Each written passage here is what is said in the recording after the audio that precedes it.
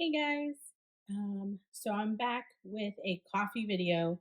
I noticed that I had on the video that had the most views, it was 28,000. So I was like, yay, I need to do a new red velvet coffee, or red velvet latte. And I wanted to make things a little different because a lot of you have said in the red velvet latte, where's the coffee? Why are you adding red dye to it? So I'm changing it up and I'm going to make what's called a dirty red velvet latte. It is dirty because I'll be adding espresso into it.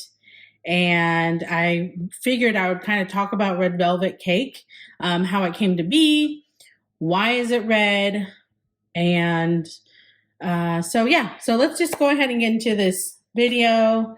Thank you so much for stopping by. Don't forget to subscribe and let me know what you think of this latte compared to the one I made several years ago. And because it is Sunday will be Valentine's Day, I thought I'd get a new coffee cup. This actually, when you pour liquid into it, it is in the shape of a heart, which you'll see soon. And I also have some nice macarons here, or not macaroon, because that's the coconut thing. But anyways, these are red velvet. And I was able to get these over at, it's called the Avalon. It's in Alpharetta, Georgia. And I'll also be adding whipped cream to this with cute little sprinkles. All right, so first, let's go ahead and put the base in for this. So what I'm doing is I'm adding 2 pumps of vanilla syrup. I actually make my own vanilla syrup, but I like the container that from Starbucks, so that's why it's that. It's actually not Starbucks. It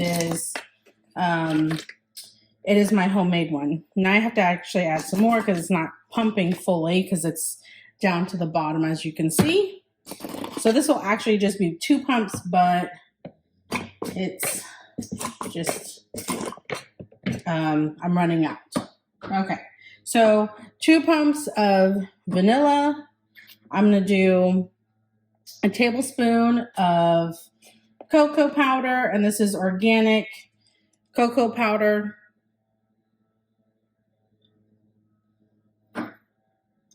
And let me go ahead and make the espresso and add it to it.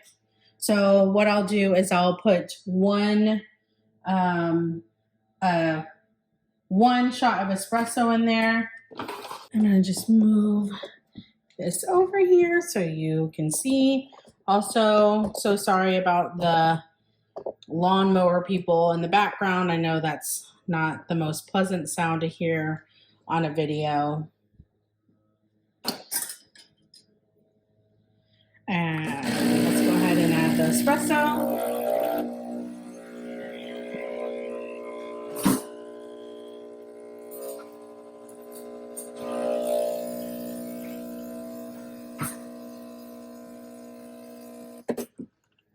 All right. I'm trying to be really careful with this cup because I bought 2. So I was planning on making a special red velvet latte for my husband and for Valentine's Day, and I broke it while I was cleaning it, and I was able to get it off Amazon. I can link the product down below for you if you want that, but you'll be able to see all of the way it looks like a heart. Well, you can't really tell right here, but I'll definitely show you how it looks like a heart. So let me tell you more about the red velvet latte. So basically, oh wait, I have to steam the milk next. So let me go ahead and do that. It'll be loud, so I apologize for that.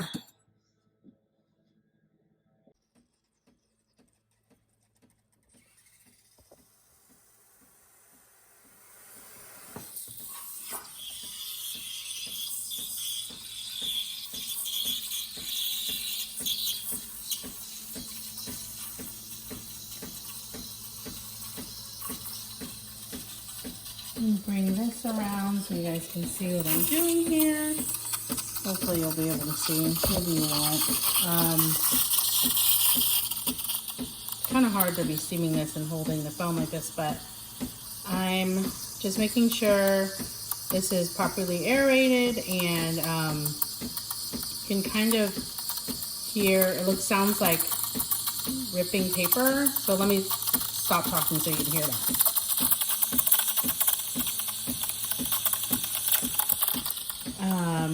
So the way I make lattes has changed quite a bit, in the way I steam. So I like to wait until the bottom here is too hot for me to touch it or to hold it, and then I will set it down to let it get to 140 degrees Fahrenheit.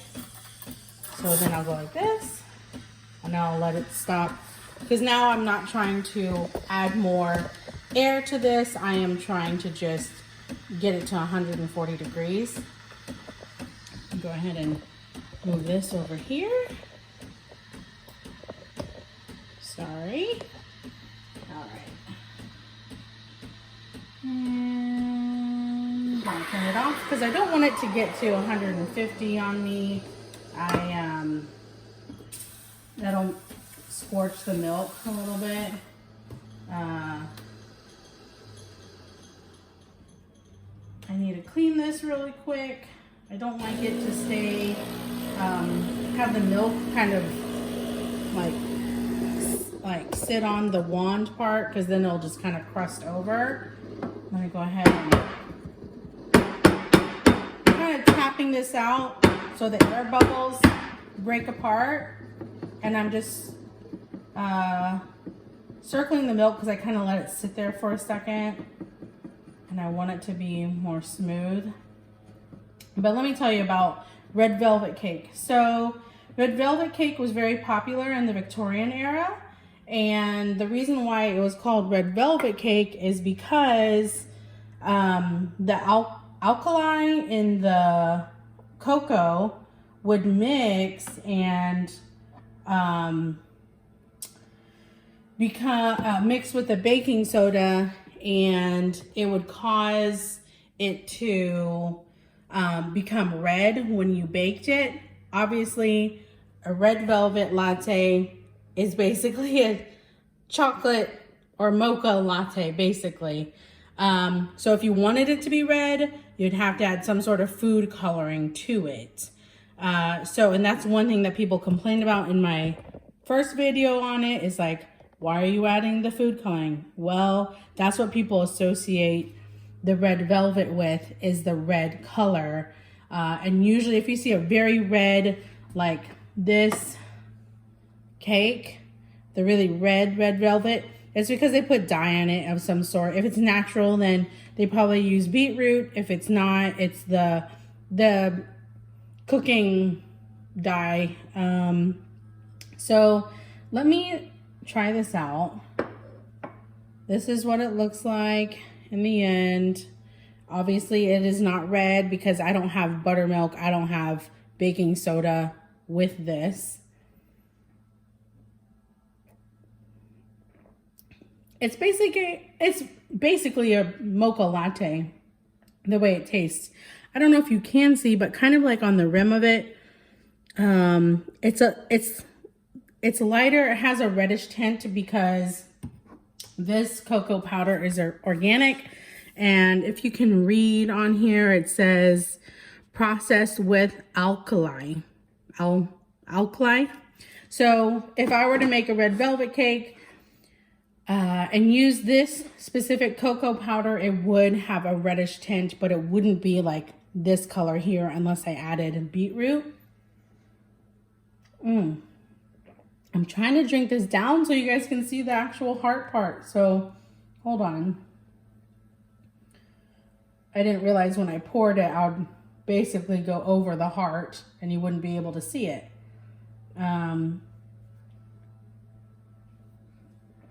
Anyway, so I love red velvet, but basically red velvet is just a chocolate cake that has alkanized, I don't even know if that's a word, but during the process of baking, it has a reddish tint.